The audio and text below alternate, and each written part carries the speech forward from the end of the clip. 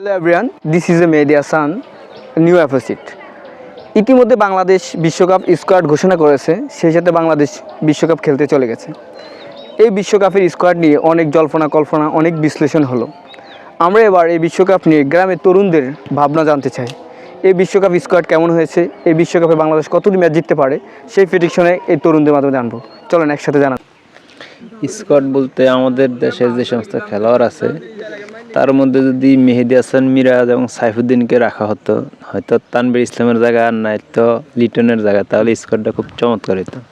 তারপরেও ক্রিকেটটা আমাদের ইমোশনাল জায়গা, সবসময় আমরা ক্রিকেটের বাংলাদেশের প্রতি শুভকামনা থাকবো। আমি বিশ্বাস করি, আমার তো ধারণা সবগুলো জিতা, তারপরে সম্ভব না যেটুকু সম্ভব আর কি।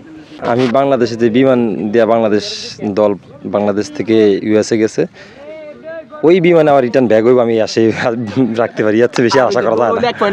শান্তরা বাদ দিলে আমি মনে করি আর কোনো চিন্তা নেই, প্রতিটা ম্যাচ জিতবো শান্ত বাদ থাকলে। আশা করি 3-4টা ম্যাচ জিতবে ইনশাল্লাহ। তাহিদ হৃদয় মনে হয় উনি বলছে যে শুধু বিশ্বকাপ নয়, আমরা বিশ্বকাপ নিয়ে আসতে চাই। তার মানে বোঝা যাইতেছে বাংলাদেশ স্কোয়াড যেটা ওটা খুবই ভালো, কিন্তু বোঝা যায় না মায়ের দলটি ক্রিকেট টিম কী করে আবার একটু পরে। 1 বা 2 মনে হয় না, তাও সম্ভাবনা খুব কম যে পরিমাণ স্কোয়াড। জন অলরাউন্ডারের অভাব আছে, ফেজার, সাইফুদ্দিন, হ্যাঁ তাকে নিতে পারতো তানজিদ তামিমের বদলে, হ্যাঁ তারপরে আছে তানভীরের বদলে নিতে পারতো Mehidy Hasan Miraz, allrounder, spinner, off spinner, হ্যাঁ তাকেও নিতে পারতো। ইনশাল্লাহ আশা করি বাংলাদেশ ভালোভাবে যেইটুক সম্ভব ভালো খেলে। হ্যাঁ বাংলাদেশ ইনশাল্লাহ 6টি ম্যাচে কমপক্ষে জিতবে। আমার ধারণা মনে হয় 3টা জিততে পারে, 1টি বা 2টি।